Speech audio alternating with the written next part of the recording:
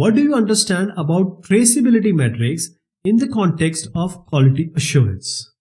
So you see here traceability metrics. This is just a spreadsheet or a table. So every requirement gathering is followed by requirement analysis, and that corresponds and that results in a work product called software requirement specification. So this is the Bible, you can say, for a software team. All the requirements, whenever we test, because the requirement give rise to design, design give rise to code, code give rise to test. So every test should correspond to certain requirement. And this backtracking is called the traceability. And this can be done using a matrix like this, a row or column, where on the left you can have a requirements, as a row, and on columns you can have test cases. So this is how you can backtrack and relate. The traceability metrics, you can trace the test cases to the requirement and vice versa. Okay, so this is the traceability metrics in quality assurance. So let me tell you again. Traceability matrix is a document. Normally it is a part of a certain document like the SRS also, or later part, the testing document. It is a documented that connects two baseline documents that require many-to-many link to ensure that the relationship is complete.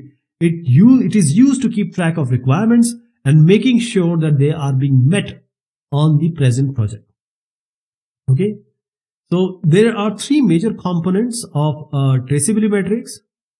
Because every time you are making a design or the code, as I said, the testing code, the code and design should correspond to the SRS.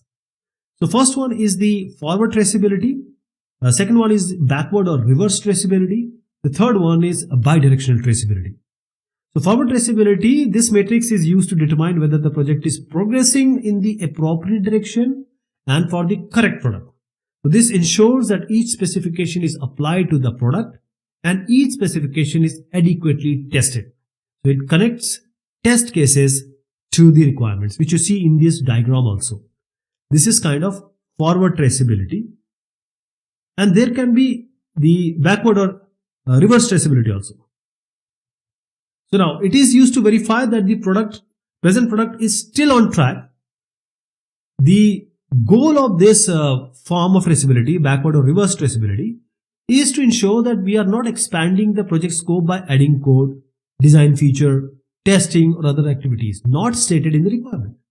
So it also connects the requirement to the test cases.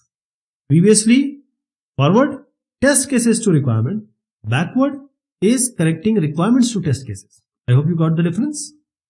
Now, bidirectional traceability. This matrix ensures that all criteria are covered by test cases in both direction, forward and backward. So combine both forward and backward, you get the bidirectional traceability. It examines the impact of change in requirement caused by the defect, etc.